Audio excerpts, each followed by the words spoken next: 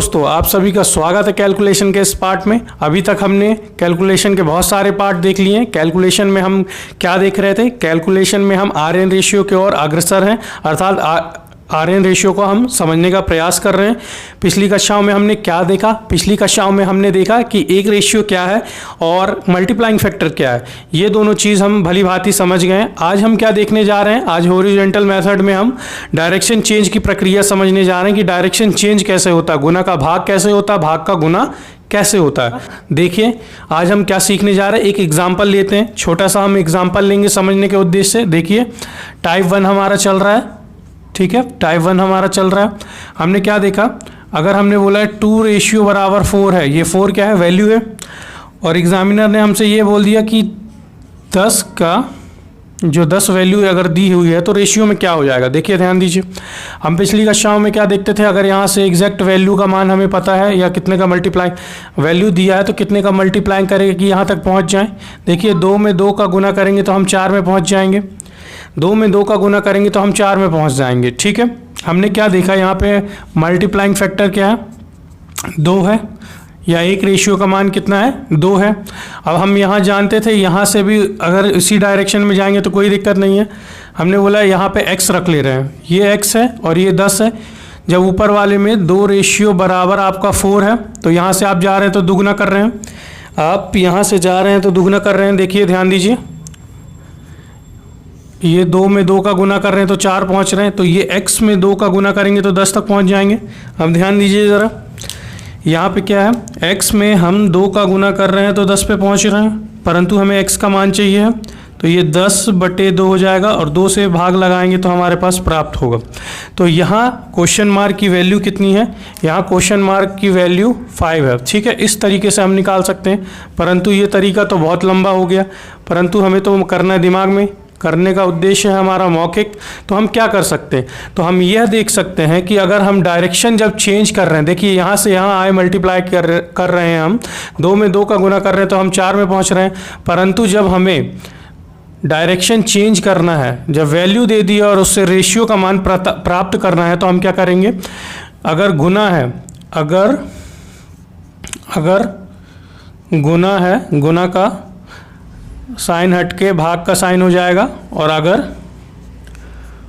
भाग है तो उसका गुना हो जाता है। ठीक है, ये चीज़ हमें ध्यान देना है। देखिए कैसे, यहाँ से हमने 2 का गुना किया तो 4 पे पहुँच गए, परंतु हम यहाँ से भाग कर देंगे, 2 का भाग कर देंगे 10 में तो डायरेक्ट यहाँ 5 पे पहुँच जाएंगे। 10 में 2 का भाग कर दीजिए तो ये पहुँच गए 5। इस प्रश्न का उत्तर क्या हो जाएगा? 5।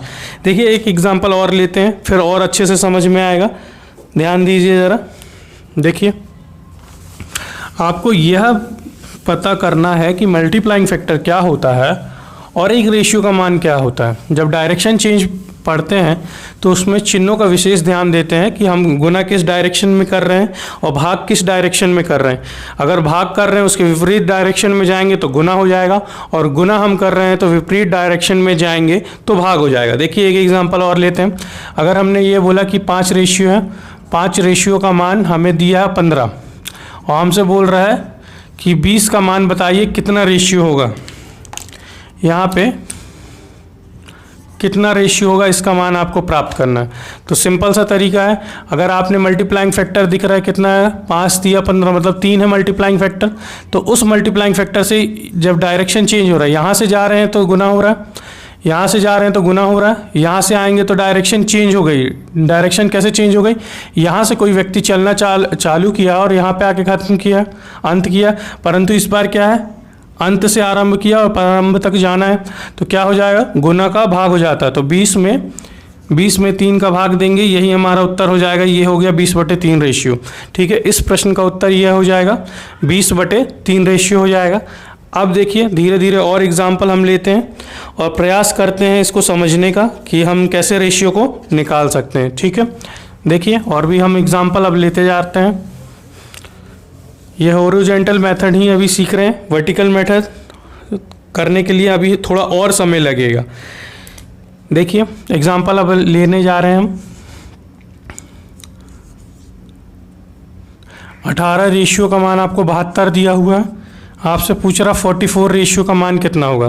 देखिए 18 रेशियो का मान आपको 72 दिया है, 44 रेशियो का मान आपको बताना है। तो हमने ये देखा कि यहाँ से कुछ मल्टीप्लाई कर रहे हैं, क्या मल्टीप्लाइंग फैक्टर दिख रहा है? जी हाँ, 4 दिख रहा है। तो 18 चौक 72 होता है, परंतु यहाँ से अब क्या करना है, आपको रेशियो का मान निकालना था, इस चीज़ का मान निकालना रेशियो का।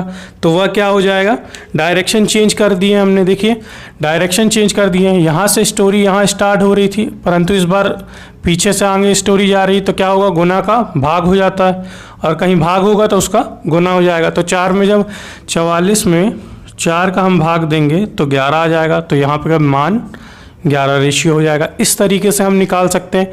आइए अब हम कुछ एग्जाम्पल ले रहे हैं और उसको सॉल्व करने का प्रयास करेंगे जल्दी जल्दी, ताकि हमें अभ्यास होता रहे और हमारे दिमाग में ये कॉन्सेप्ट बैठ जाए, ताकि हमें अगर एग्ज़ाम में आए या परसेंटेज चैप्टर में बहुत इसका प्रयोग है तो वहाँ पे हम सरलता से कर सकें। ठीक है, देखिए यह है 16, रेशियो का मान 112 है। आपसे पूछ रहा है 455 का मान कितना होगा, ये हुआ पहला क्वेश्चन। दूसरा देखिए, ये 13 रेशियो का मान 117 है, और पूछ रहा है 525 रेशियो का मान कितना होगा। अब देखिए 14 रेशियो का मान 128 है, तो पूछ रहा है 768 रेशियो का मान कितना है। और देख लेते हैं, 13 रेशियो का मान 91 है, तो पूछ रहा है 4760 का मान कितना होगा।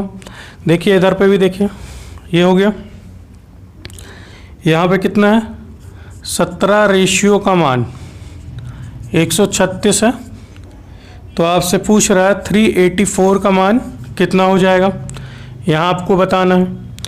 और लास्ट क्वेश्चन है, 19 रेशियो का मान 95 है, तो आपको 125 रेशियो का मान कितना होगा। ठीक है, ये हमारे पास कुछ प्रश्न हैं, इनको हमें सॉल्व करना है। देखते हैं कि क्या आता है।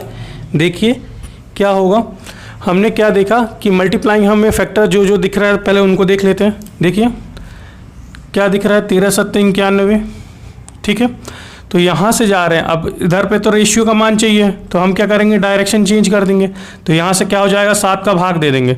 अब 4760 में हम 7 का भाग लगा लेंगे। ठीक है, 4760 में हम 7 का भाग लगा लेंगे और जितना आएगा उतना लिख देंगे। कटेगा तो ठीक है, नहीं कटेगा तो यही हमारा उत्तर हो जाएगा। यहाँ देखिए और क्या कर सकते हैं, हम कटिंग मेथड भी उपयोग कर सकते हैं। देखिए अभी तो डायरेक्शन चेंज देख रहे हैं, कटिंग मेथड भी देख लेंगे इसमें। चाहे तो हम काट भी सकते हैं, देखिए दोनों तरफ कट रहा है, या 2 से काट भी सकते हैं। नहीं दिख रहा है, अगर मल्टीप्लाइंग फैक्टर देख लेते हैं कितना हो जाएगा, 16 32 16 3 48 64 16 85 16 6 96 16 7 72 से, मतलब 7 बार में हो गया गुना। तो यहाँ से आप जाएंगे तो क्या हो जाएगा, डायरेक्शन चेंज है, यहाँ से आ रहे तो गुना में, अब क्या हो जाएगा भाग में, मतलब 455 भागित 7 हो जाएगा। ठीक है, भाग दे के देख लेंगे आप लोग, या भाग दे के देख लेते हैं एक एग्जांपल से, इसी से देख लेते हैं। 7 6 42 होता है, 3 बचा, और 7 पन्ना 35, मतलब इसका मान कितना हो जाएगा, 65 रेशियो हो जाएगा। इसका मान कितना हो जाएगा, 65 रेशियो हो जाएगा। इसका आंसर 65, ये हो गया 65 रेशियो। इसको भी देख लेंगे, भाग लगा के देख लेते हैं। आइए ज़रा इसको भी चेक कर लेते हैं लगे हाथ। देखिए 7 6 42 होता है, 5 होता है, 7 8 56। ठीक है, और ये 0, मतलब इसका मान कितना हो जाएगा, 680 रेशियो हो जाएगा। भाग लगाने में कितना हो जाएगा, 680। ये हो गया आपका रेशियो, इस प्रश्न का उत्तर।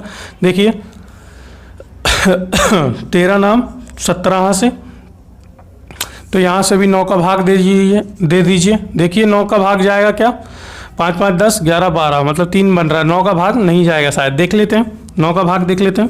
5 2 5 में 9 का भाग देख लेते हैं, भाग देके 9 पन्ना 45 9 छिंग 54, 9 छिंग 54 होता है, तो 9 पन्ना 45 बार में देखिए तो कितना बचा, 7 बचेगा, और 9 7 63, 9 8 72 नहीं जा रहा है, तो हम डायरेक्ट लिख देंगे कि 525/9, ये इस प्रश्न का उत्तर हो जाएगा। ठीक है, इस तरीके से कर सकते हैं।